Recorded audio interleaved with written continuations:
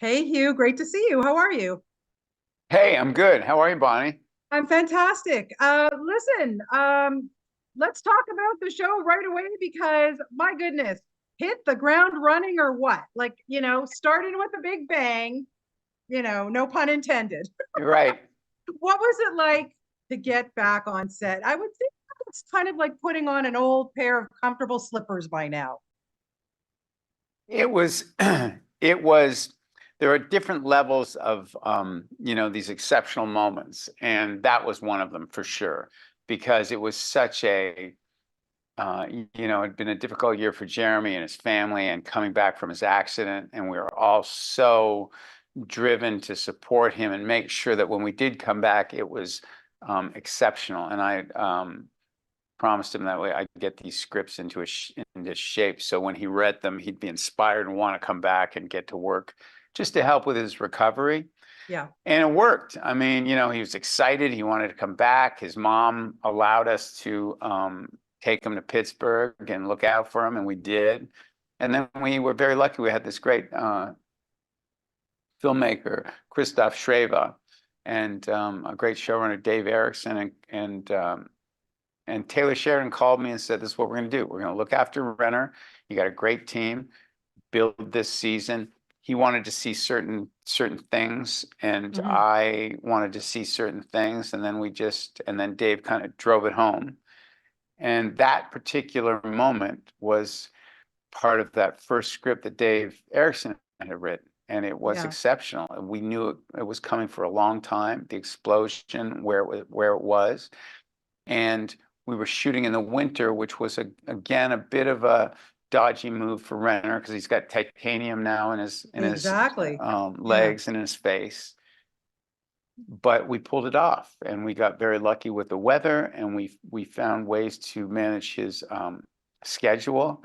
And it was all, I was looking after Jeremy and Dave and Christoph, and I just wanted to clear the way and make it streamlined and effortless. I've been doing this show for a couple of years, Yep. and I knew that we had it. And I knew that Pittsburgh is an exceptional town.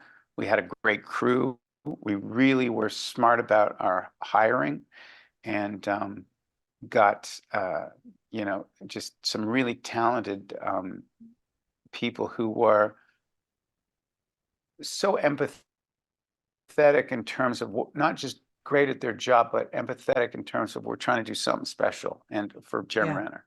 And Well, we wanted yeah. him to walk away going, I did it. And he did. Yeah.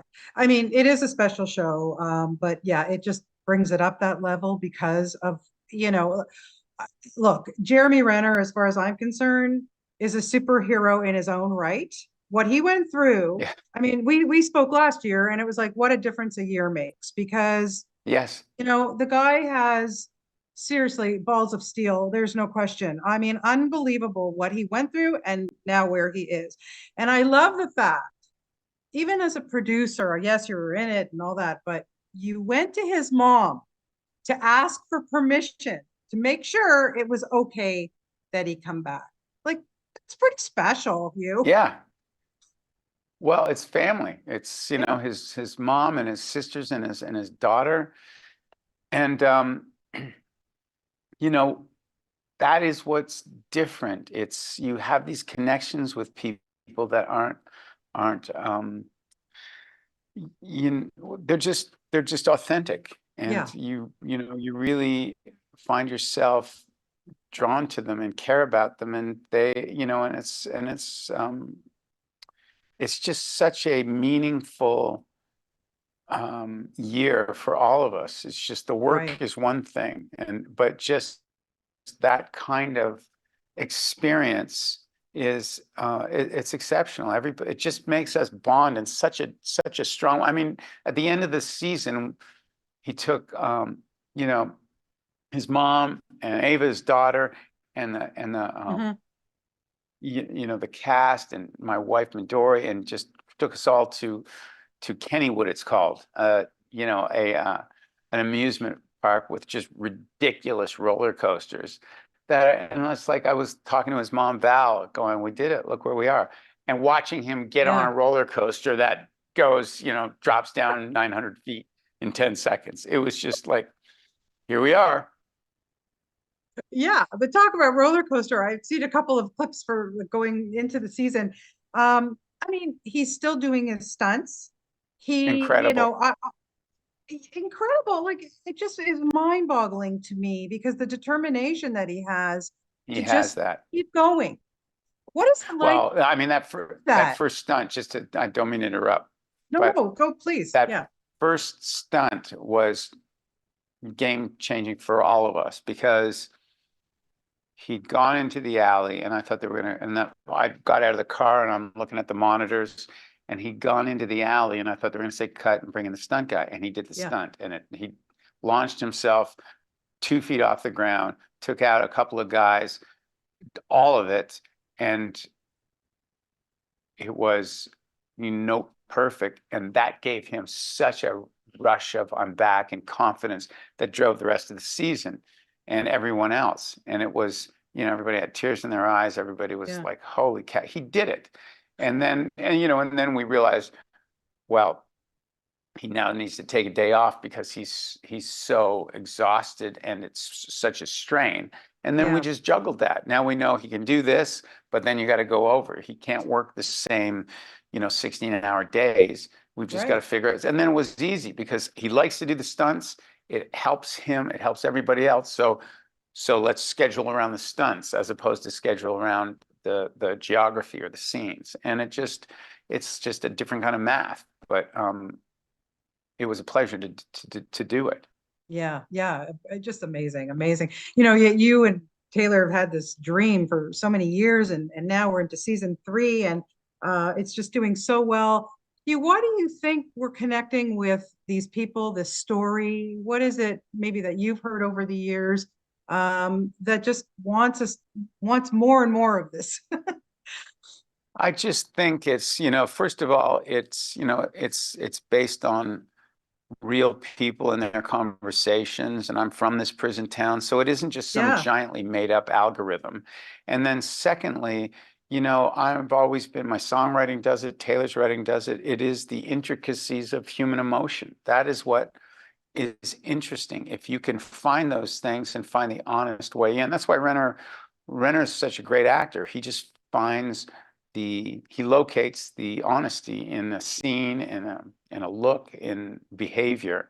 yeah, And Taylor and I have always been fascinated with those intricacies and how human emotion manifests in our behavior. And I think in this particular instance, we're able to do that, use some of the characters we've met in our lives that shock us, that excite us, that make us laugh, that, be it aunts, uncles, whatever it is in your life. yeah, And the environment was this prison city, which I grew up in, and which yeah, had its own, the Wolf Islander ferry on a body of water, which had its own. I was interested in it my entire life, and just, and in my mind, it had a 60s and 70s soundtrack because that's when I grew up. So it was hmm, just something that was very cinematic to me and very personal to me. And Taylor brought in the American version of it and his Texas feel and he's a master writer, and he's a gifted teacher, and he's taught me so much that I just really do owe it all to him. yeah, yeah. So it really is such a great series. So you said about the music, obviously, you are still going strong with your music. Of course, it's so important in your life, and you're touring still with Headstones. Amazing. I remember seeing you guys many, many years ago on stage. And well, yeah, yeah, we're around the same age. So yeah, I've been following you since then. What does that give you? I know you have a gig coming up in Buffalo soon, and all that, it's great. How does that balance out your life, Hugh? You've got the music, you've got the show. How, keeps you young, I guess, still doing this stuff.